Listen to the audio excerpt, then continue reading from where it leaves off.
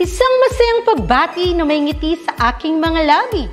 Naghahanap ba kayo ng makakatuwang sa pagre-review ng inyong anak?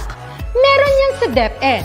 Ang ETUlay online tutorial ay libre at handog ng ating kagawaran sa pangunguna ng OUA ICTS EdTech.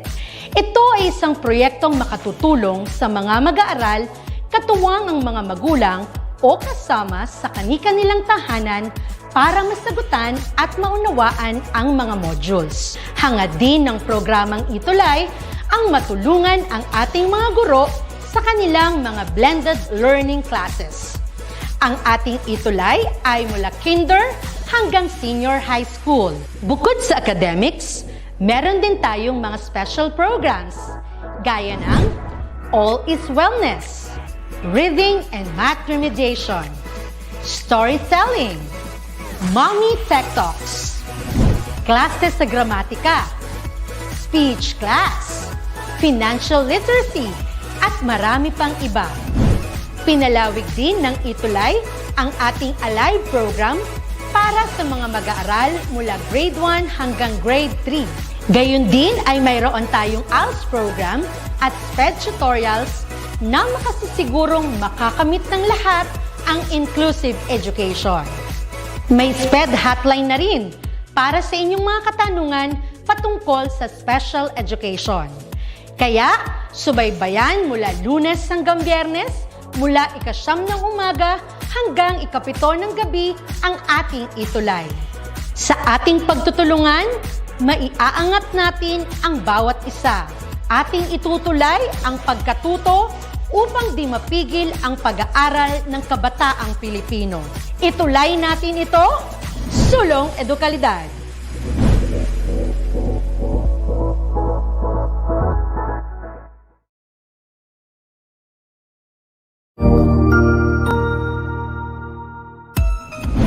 Mabuhay! Good day to all!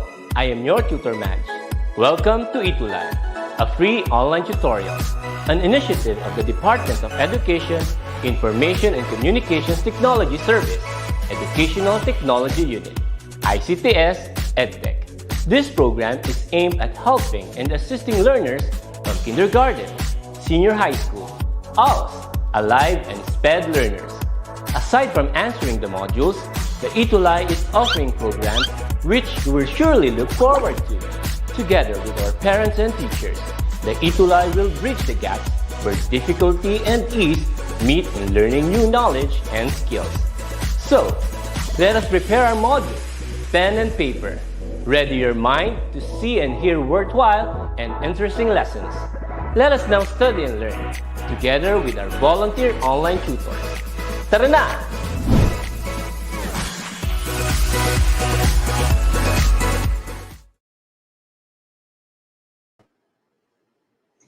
Good afternoon, everyone. And we're now on the week 7 of quarter 2. Well, we're waiting for Tutor Rogar to be with us this afternoon. Hello. Ayan, Tutor Rogar. I think it's you I'm hearing. Sorry. Hi. Hello. Hi. Sorry na late ako. Hello sa lahat. No Good problem. afternoon. Hello, Tutor Rogar. Kumusta? Okay lang naman. Masaya ang weekend. Ikaw, Tutor Jen? Masaya because we have a new life, new year, and a new week ahead of us. Yes. Hello sa ating mga estudyante dyan. Yeah, so this afternoon, Tutor Rogar, we are live in different social media platforms. So we encourage our learners with us, teachers, the mga school heads who are watching, supervisors, please help us share our Facebook Live sessions in a different DepEd. So please share now. Live po tayo ngayon. Ako I'm checking on sa Facebook. I believe si Tutor Rogar is also checking on other social media platforms. Paki-share po sa mga group chat, Facebook group, sa mga classmates, lahat sa inyong wall. Make it public so that we'll have as many Science 7 learners na maabot as possible.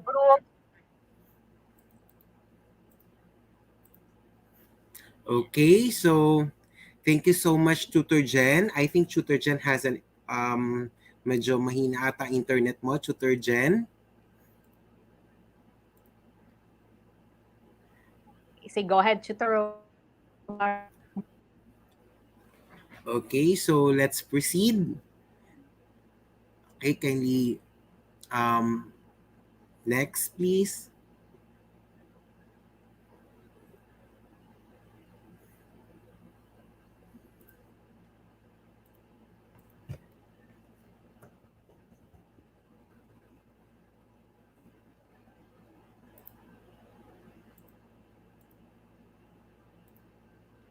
Ayan. So for our mahusay chutis of the week, today, last week, January 3, 2022, week 6, we have the following chuti. So unahin ko muna. Richmond Magusib, Josa Espiritu, Jasmine Bangay, Corinne May Costales, James Kailau, Alexander Crisi Patrica, Luzel P. Fernandez, Krisha May Lasala, Julans Carsander Makapagal, Gretel Gwen Maglia, and Janela May. Yan. Tutor Jen? Yes, we also have Miro Kelby Sombilio, Jane Agonoy Saludares, Cheska Dualin, Galilea de la Cruz, Carl Chester Garcia, Rave Elijah Del Rosario, Rain, Ashley Victoria, Eliza Ri, Gigantoka, Avril Prime Danyosos, CJ De La Cruz, and Aljun Nicolas. Tutor Roger, I'm not sure if na-flash ito ng maayos kanina. We also have RK Kabuhat, Ira Quaresma, Chelsea Kate Villegas, Joseph Edsel Riego, Kerubin Gabriel Villamor, Ralph Asho, Resvel Aisha Doblas, Rayjen Gabriel Bondok. And this week, Tutor Rogar, we have Yes. 4 learners who shared their outputs. One is Jamir Lawrence. He shared this output in DepEd ETUlay na page. So thank you very much for Wow, sharing your work. So congratulations. he showed this one. He chose predation. Okay. And we still have Galing. Tupac Rogar. We have also Renz Gaiver Calyanta, a grade 7 section mark from Imelda Integrated School, Malabon. Ayan. So he shared about his learning in biotic and abiotic factors. Ayan. So keep sharing your work po. So we have our next work of art. Ayan. Tutor Yes, we Jen. also have Alriza Zaidane P. Gaza of grade 7, section M del Pilar of Pampanga High School. This is her output showing biotic and abiotic components in an ecosystem. Thank you, and special mention daw sa kanyang teacher, si Ma'am Krisha Luis Garcia. And Wow. may isa pa, Tutor Rogar?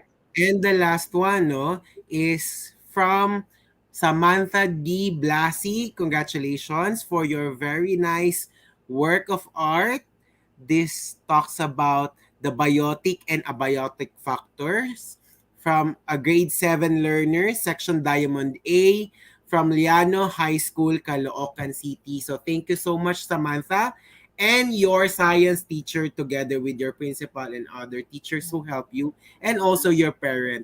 Actually, Tutor Jen, this works really shows na ang galing, ang husay ng mga estudyante ay hindi lamang sa paaralan kundi pati na rin sa online, di ba?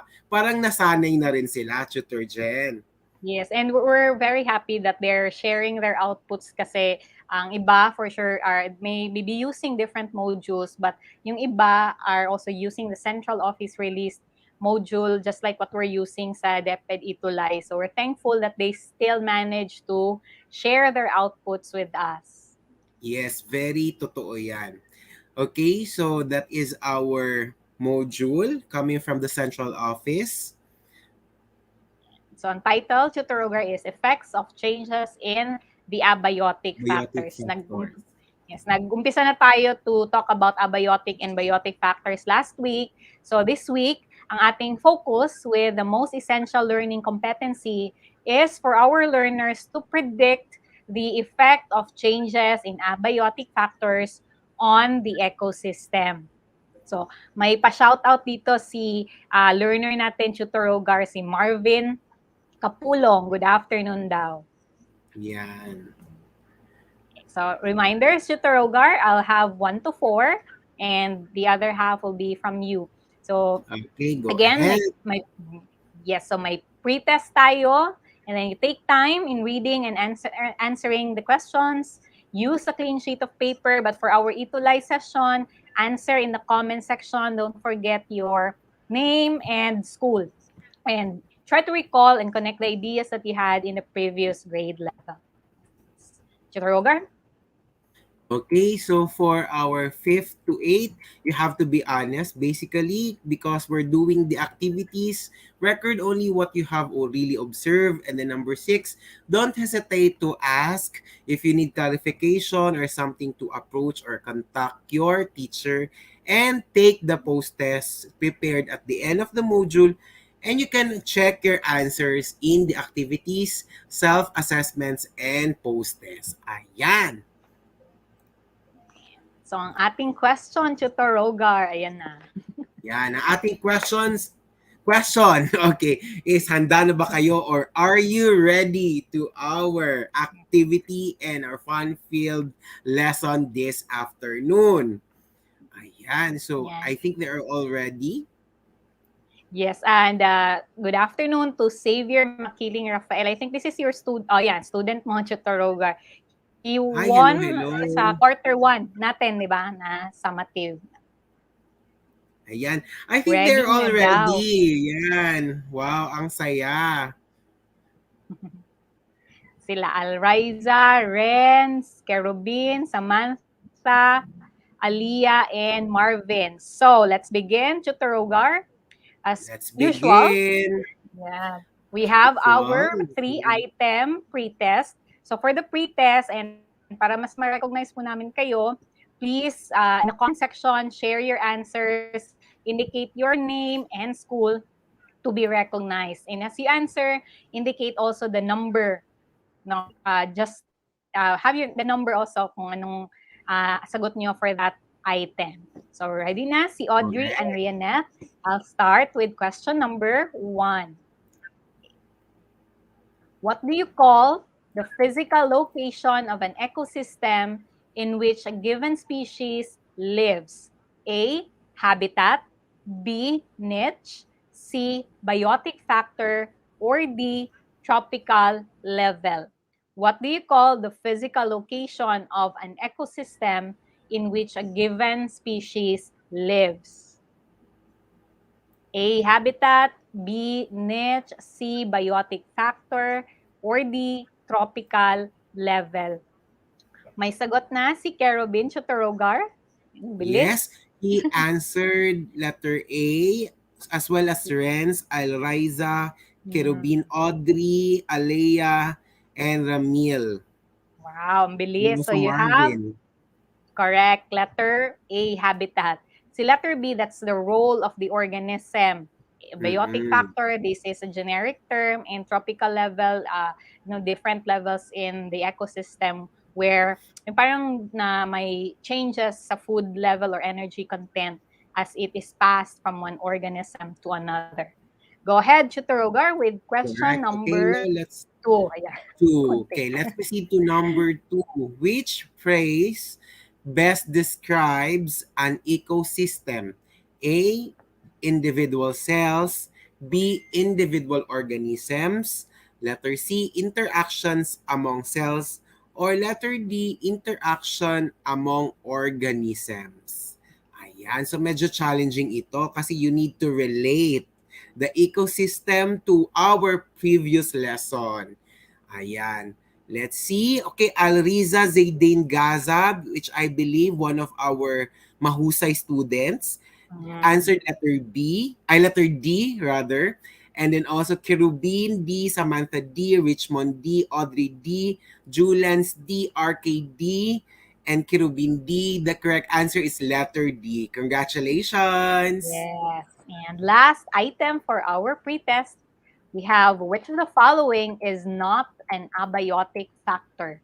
A, light, B, moisture, C, temperature, D, number of organisms. Which is not an abiotic factor? Light, B, moisture, C, temperature, D, number of organisms. Yan na. So, for them to be able to answer this, they should know or recall what an abiotic factor is. Ang bilis ng Kerubin. Correct. Sagot niya, number 3, letter D. So we have, ayan, para Richmond. Hello, Richmond Magusib. Ayan, for number 3, answer is letter D, number of organisms. So when we talk about organisms, these are the living members of the ecosystem. So these are the biotic, a part of the biotic factor. So it's not abiotic. Yes. So, Chitorogar, what other activity does do our learners have to do? Okay, so let's have our activity. The directions list down in the circles the abiotic factors in the ecosystem. Okay, so you're going to enumerate the different abiotic factors you think in the ecosystem. Okay, so if we say abiotic, it means there's no life.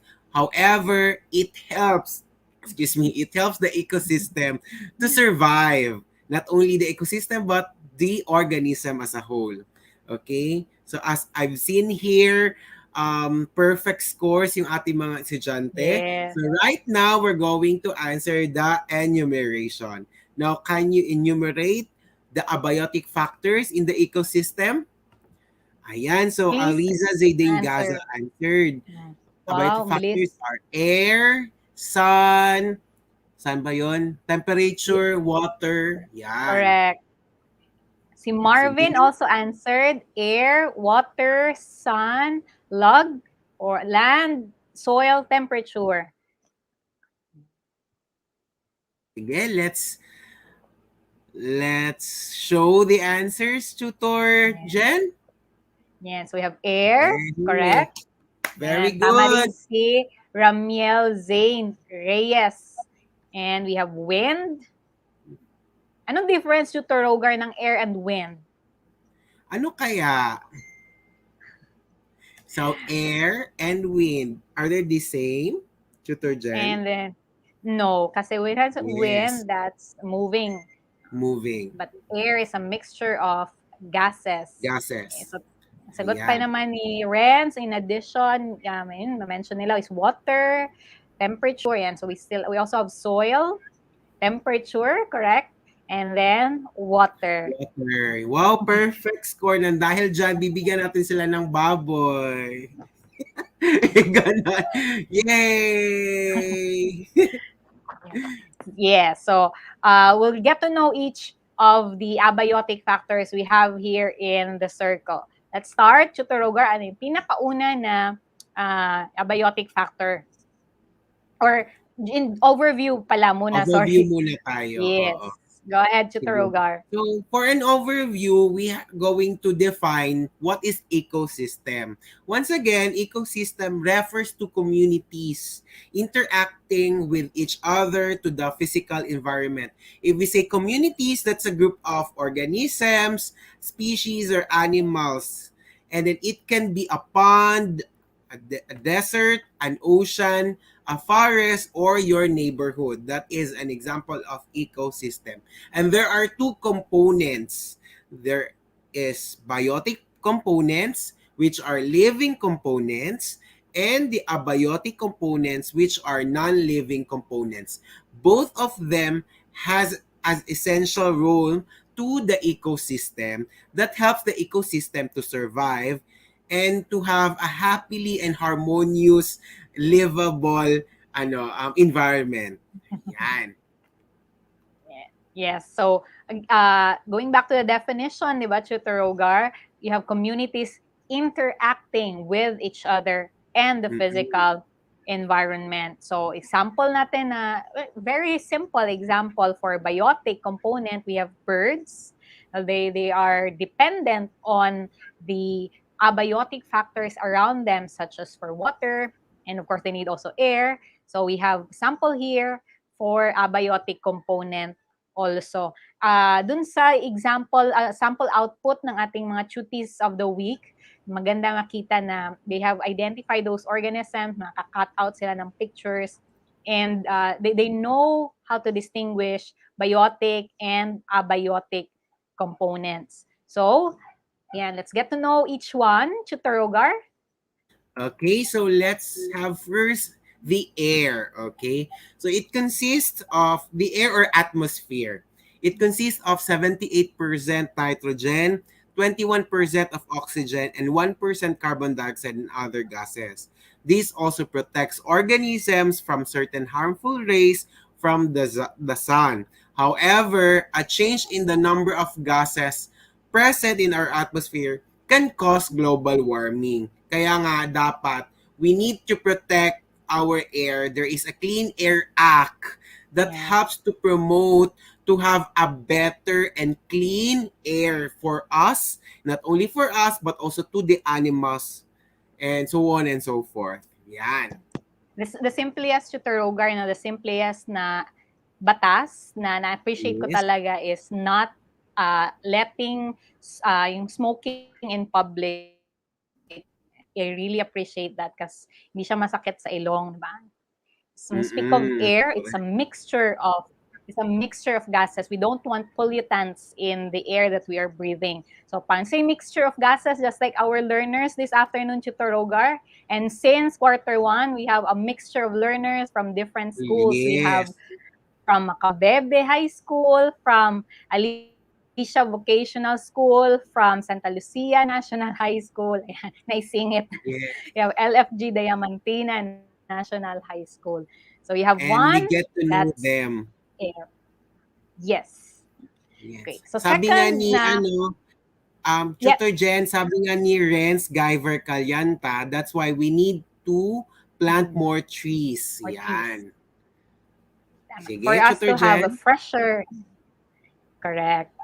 And may addition si Kerubin Villamore that we need abiotic factors para mabuhay ang biotic factors. Nagkakaroon daw ng balance ang ecology. O Clyde, yes, we should stop cutting trees. Water is a second abiotic factor, and it's one of nature's most important factor that supports life. So tama yung sinabi ni Kerubin that we need abiotic factors for the biotic factors to survive. Water is one that supports life. And an organism survival depends on water in order to grow and reproduce. Sa photosynthesis, we need water also. Plants need water. Okay, so due to various reasons, some oceans, lakes, or rivers become polluted, which may cause death of some aquatic animals. So we don't want our bodies of water to be polluted because they are also our sources of, parang for drinking of living organisms. Yes. Third. Okay, next is sunlight. The sun provides light and warmth and is the energy source for almost all ecosystems on Earth.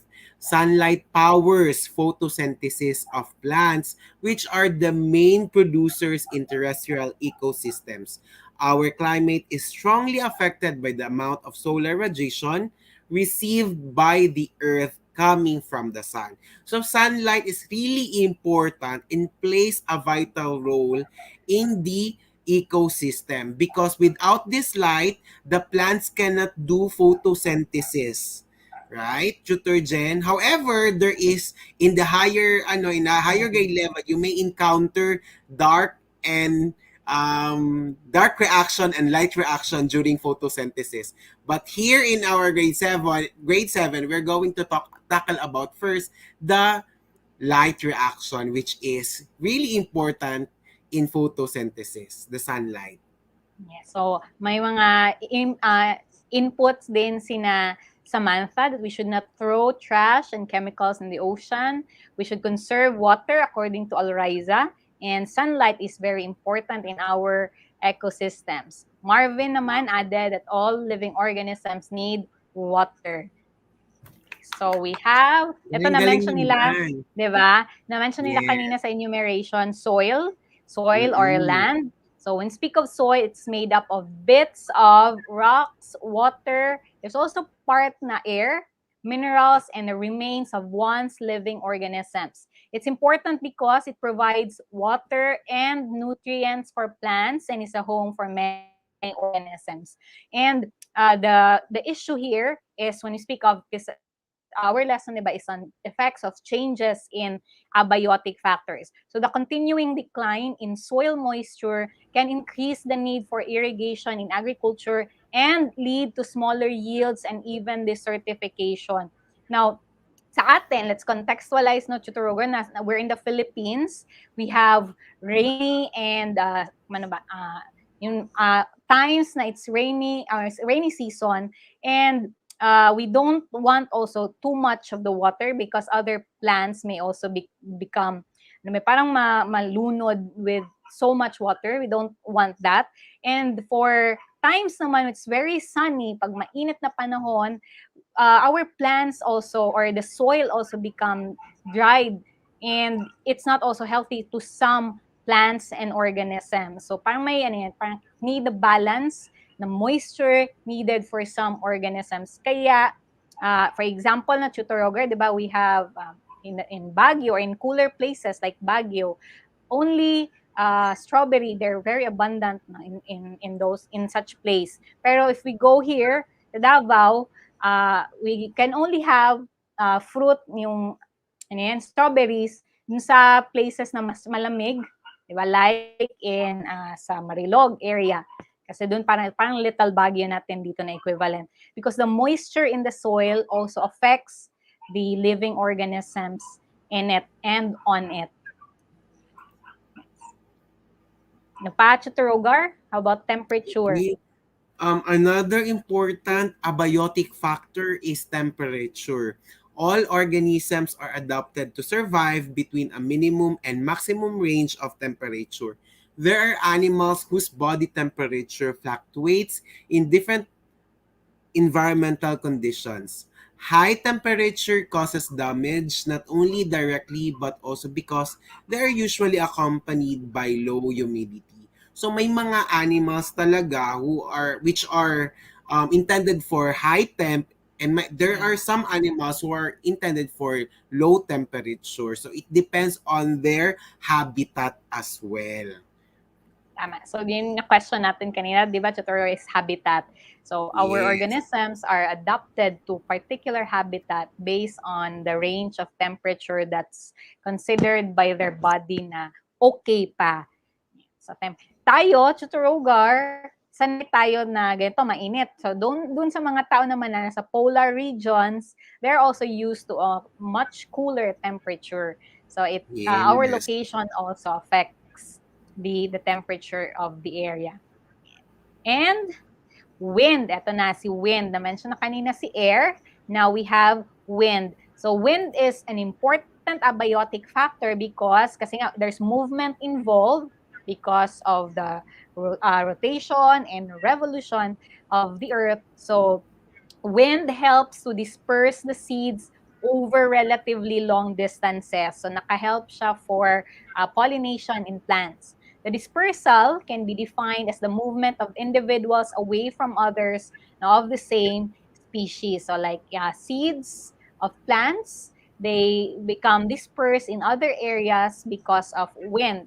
And strong winds, on the other hand, actually can also destroy things in many places. Just like what happened in some places affected by Typhoon Odette, sa sobrang lakas ng hangin at yung pagbugso ng ulan, their houses, their mga buildings got destroyed. So strong wind can also affect the condition of an ecosystem.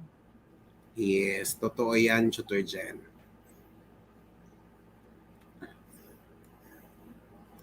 So what we Okay. have here, Chuturogar. So what we have here are the effects of the abiotic factors, right? There is changes in abiotic factor due to climate change and natural disasters affect the population of organisms. Some plants and animals become extinct while others migrate and adapt in order to survive. So these are some of the what we call the changes or effects in abiotic factors. One of these are the following. We have the extreme temperature, ayan, sobrang init, it could be possibly could say we El Nino, something like that. And we have also the flood, yung pagbaha, Kasi Ma'am and Janet na recall ko, Tutor Rogar. Si Ma'am bakit? Janet, flood patayon. Yes, oo nga. Tapos, these are natural calamities that could affect the environment. And we have the volcanic eruption, which is very natural talaga nag-occur.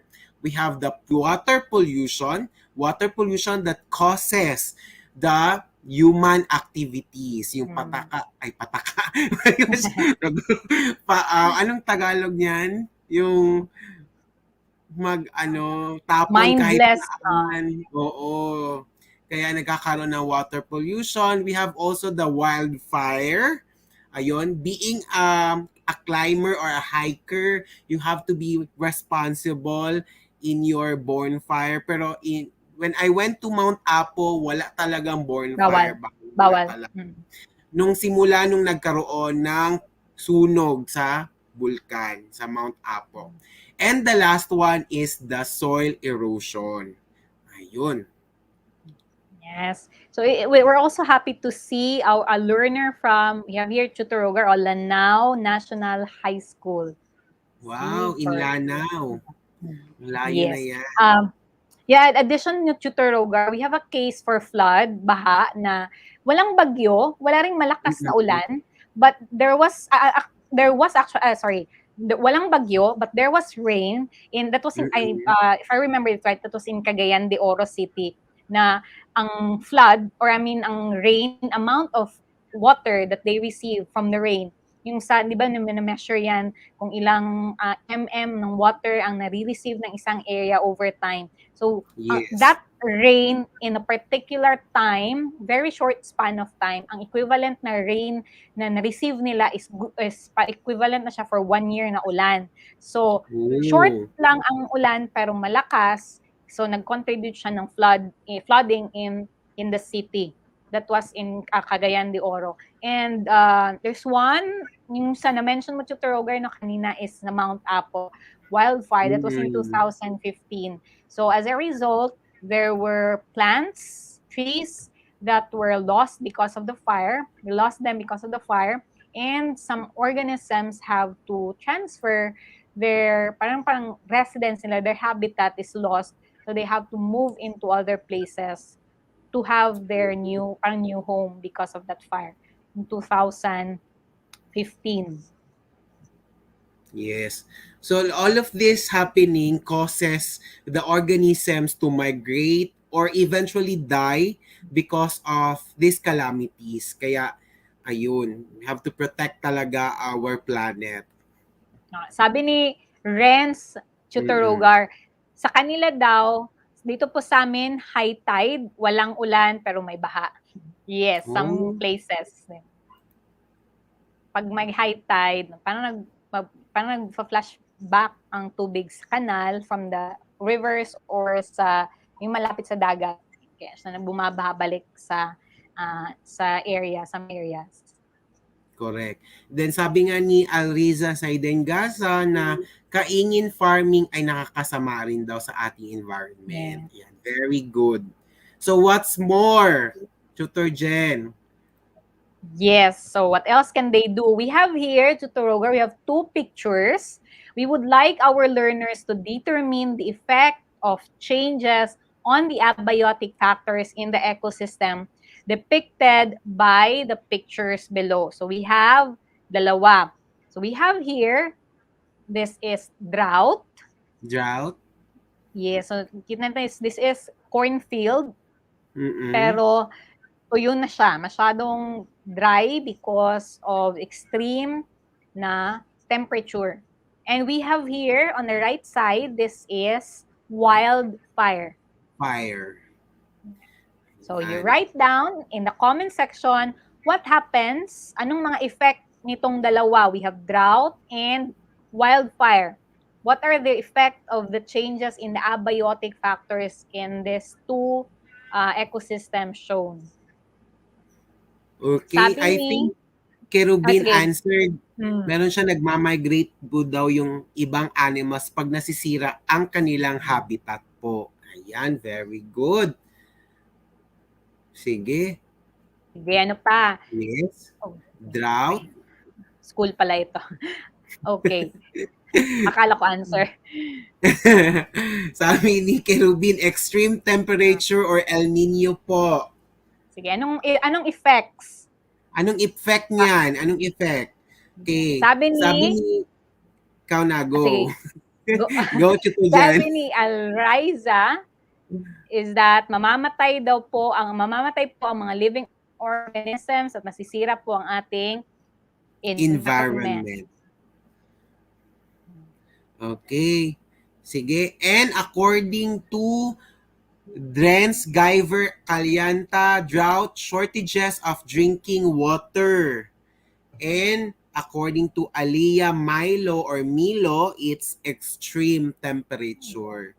Ayan, Masyadong very mainit. good, no? They are all vigilant and they already know about all of the effects of these changes of abiotic factor. Ayan. So, sa second picture, we have wildfire. Mm-mm. Sabi ni Samantha, magkaka-air pollution daw po dito sa second picture. Correct. Yes, correct.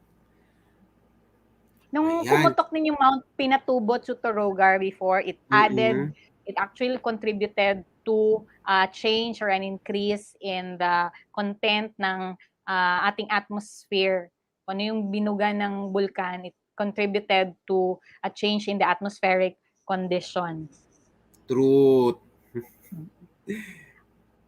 Okay, Ayan. yan. Ano pa, sabi ni Kerubin, masisira ang habitat ng mga animals po.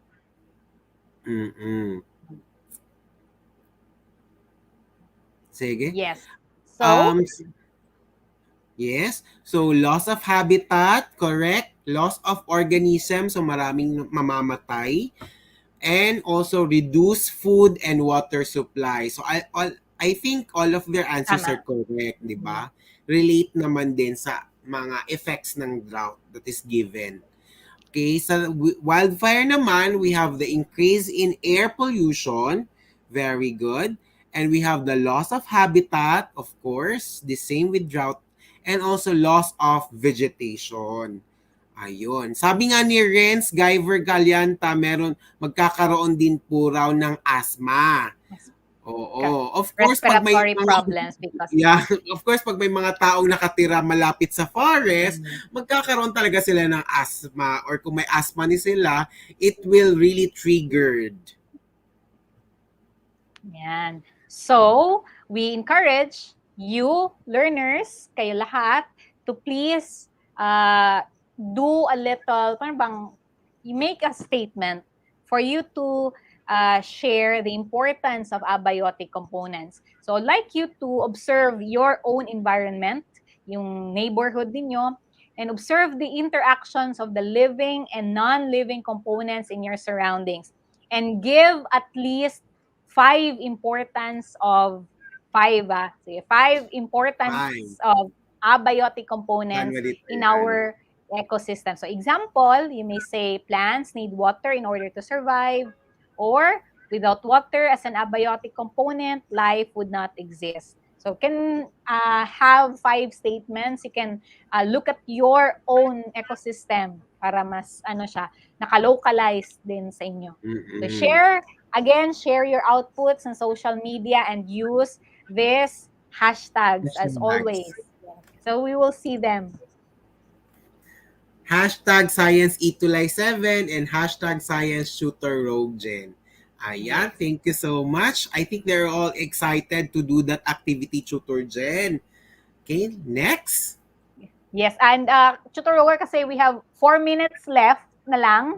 So we'll skip the 3 items na na lang na post test, and we'll have na lang etong ating quote of the day. The week. Kasi yes, or quote of the day or quote of the week. So we have here a statement, and Tutor Roger will share later his insight on this. So eventually, this is according to Jonas Salk, eventually we'll realize that if we destroy the ecosystem, we destroy ourselves. Tutor Roger, di paano ka? May organization ka sa inyong the school? youth. I think baka may mga members dito ng Youth for Environment in Schools organization. So I think sa aking pananaw, all things are connected to each other. So whatever things that you're going to do with our ecosystem, our environment, it will really reflect and it will destroy to ourselves as well. So do good so that the environment will also do good to us. Ganon. Simple as that. How about you, Tutor Jen? Ano yan? Parang yung sa series na Manifest, Tutor Roger. Yung calling na, sinasabi na it's all connected.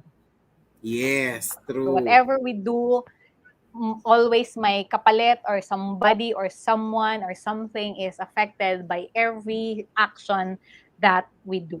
So we think again of any sustainable act para we can still protect our environment and our ecosystem. Correct. Yan. Hello to my piggy. Sabi ni Gaza, cute daw yung piggy ko. Yan. At Tutor Roger, di ba, this lesson is your lesson sa DepEd TV na episode. Yes, that is my lesson. Kaya masyado akong kuda. Makuda ako nito na topic. Oo, manood kayo sa aking ETUlay DepEd TV. Yan. Yeah, and then sa IBC 13. IBC 13. Yay! So, go, Tutor Jen. Go. So share your insights, continue sharing your insights, and use the hashtags, #Science ETUlay 7 and #Science Tutor Rogue Gen para makita namin ang inyong mga outputs, mga insights, and anything you want us to know from the lesson. Okay, so once again, this is Tutor Jen from Daniel R. Aguinaldo National High School, SDO, Davao City. Okay, and this has been your Tutor Rogue from Francisco Bangoy National High School, Kilometer 9, Davao City. Thank you so much and God bless us always. Maraming salamat po sa ating tagapakinig, taga-subaybay, mga students, teachers, parents. Up next will be Tutor Z and Tutor Marky for Science Grade 8. God bless us all and to God be all the glory. Bye!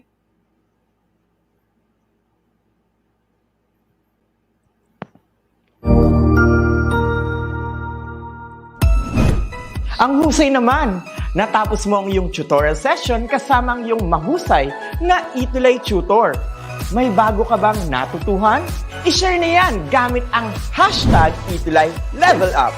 Huwag aalis dahil may susunod pang programa na pwede mo ring panoorin at salihan dahil naghihintay na ang iyong mga tutors. Happy learning dito sa ETUlay!